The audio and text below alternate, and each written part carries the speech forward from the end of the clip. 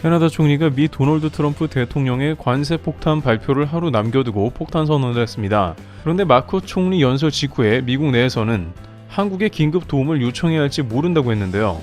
우선 캐나다 총리 연설 직후 왜 미국에서는 캐나다와 한국에 대한 긴급 의견이 나왔는지 보시겠습니다. President Trump is in the process of trying to fundamentally restructure the U.S. economy, and that means that our economy here needs to change dramatically as well. And as I made clear to President Trump in our call last week, I will reject all attempts to weaken Canada, all attempts to wear us down, to break us down so that America can own us. That will never, ever happen. I want to take a step back today and talk about what building Canada strong means. At its core, it means an economy that creates good, high-paying jobs, grows incomes, an economy that's resilient, that can withstand shocks from abroad. But it's more than that. What makes me a liberal, what makes my colleagues liberals, is an unwavering belief that an economy is only strong when it serves everyone. Because in society, people can slip through the cracks. They can be left behind. And that was the reality for far too many Canadians, even before President Trump's tariffs. And now, because of them, many more Canadians are at risk. So we need to act urgently, purposefully, and forcefully. Canadians need a fighter, yes, to stand up to the president, but also a fighter to protect your jobs and your businesses, and crucially, to build an economy that everyone can afford.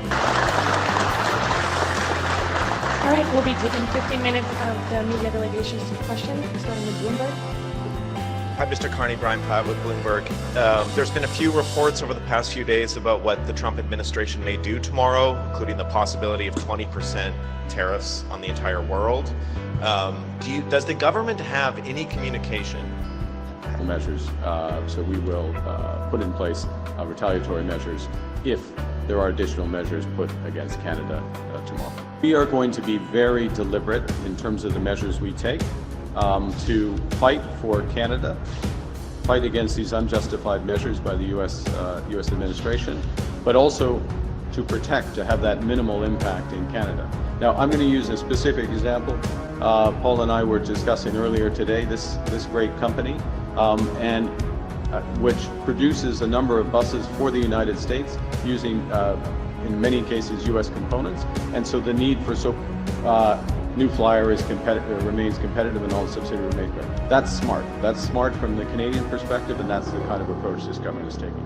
The second thing to say, though, is with respect to the auto sector. Given the current structure of U.S. auto tariffs, we have held back until we see the next measures from the U.S. tomorrow. We have held back.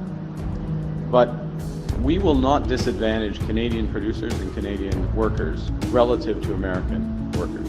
So there are measures that we can take that at a minimum level the playing field with the United States. And again, it depends on the broader measures they take tomorrow, if indeed they do against Canada. Thank you. 그런데 카니 총리 연설 직후에 일단 미국에서는 당장 계란부터 해서 또 엄청난 공급에 시달린다 예상했습니다. 미국이 제대로 대비도 하지 않은 상태에서 무턱대고 관세부터 실행했다는 것이며, 이에 따라 한국의 또 다른 제품을 대량으로 내놓으라는 부탁을 해야 한다는 건데요. 실제 미국이 계란 대란에 이어 화장지 공급 부족 사태를 겪을 가능성이 등장했는데요.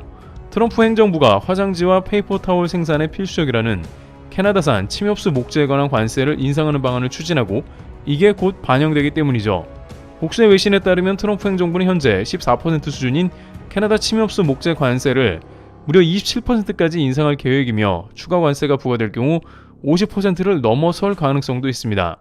트럼프는 수차례 캐나다 자동차는 물론 목재가 전혀 필요 없다는 발언을 해왔습니다. Here's my problem with Canada.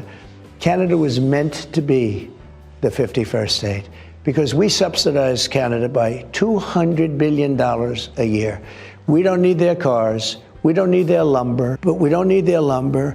We don't need their energy. We don't need anything. We certainly don't want their automobiles. They make a lot of millions of automobiles are sent in. I'd rather have them made in Michigan. I'd rather have them made in South Carolina or any one of But our. you're tougher with Canada than you are with some Only of our, because- our biggest adversaries. Only Why? because it's meant to be our 51st state. And Okay, but no, we no. need- But listen to this for a We second. need their territory. They have territorial advantage. We're not One going to of let the them get most- close to China. Look, Right? I deal with every country, indirectly or directly. One of the nastiest countries to deal with is Canada. The people that, now this was Trudeau, the people that good old Justin, I call him Governor Trudeau. So your end game is what with them? My end game is I don't want to have a big deficit. I don't want to see the United States of America, and you say 60 and I say 200, but it doesn't matter. Canada pays very little for defense. They think we're going to We defend protect that. them. What? We protect them. We protect them. We protect them. Do you know in NATO they pay less than anybody else?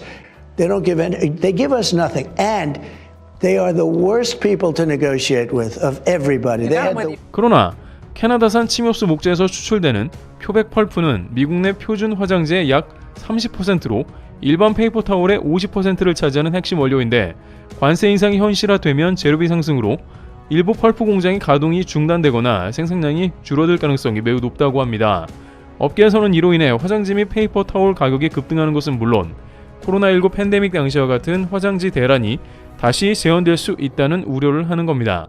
미국 내 관계자들은 캐나다산 펄프를 대체할 공급원을 찾는 것이 쉽지 않다고 합니다. 캐나다산 펄프는 미국 공급량의 대부분을 차지하며 미국 내 제지 공장들이 캐나다산에 맞춰 설계되어 있죠. 대체재를 찾기가 어렵다는 것이고 트럼프의 관세 정책에 대해 울상을 짓고 있습니다.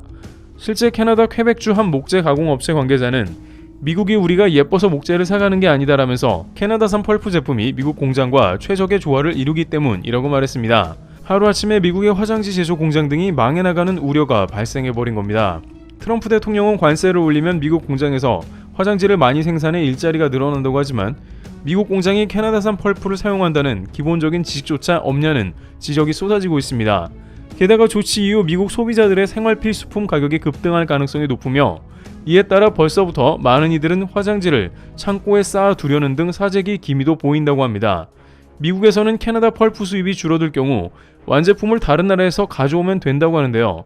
실제 미국은 코로나 때 한국에 화장지를 긴급 수입하며 지금 계란과 같이 한국에 요구를 해왔었습니다. 트럼프 정부는 매월 한국에 1억 개가량의 계란을 제공하라고 하지만 한국은 70만 개 이하로 제한합니다. 그런데 당시 한국의 화장지 수출은 150% 이상 증가하며 미국에 양질의 화장지를 공급한 바 있습니다.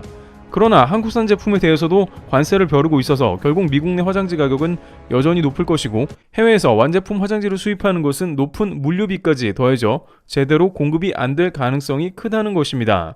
캐나다와 관세 전쟁을 하는 미국이 한국까지 끌어들이며 괜찮다고 하지만 과연 누구를 위한 것인지 의문이며 4월 2일 관세 정책 시작 이후에 이 정책이 트럼프 정부가 바라는 대로 잘 이루어질지 귀추가 주목됩니다.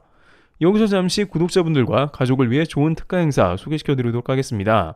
인생의 60대에 접어들면서 이제 노후 준비와 더불어 가장 신경 써야 하는 것이 뇌 건강이라고 하는데요. 실제 가족분들이 가장 두려워하는 것은 치매와 같은 질병이며 환우가 발생하면 너무 고통이 크다고 합니다.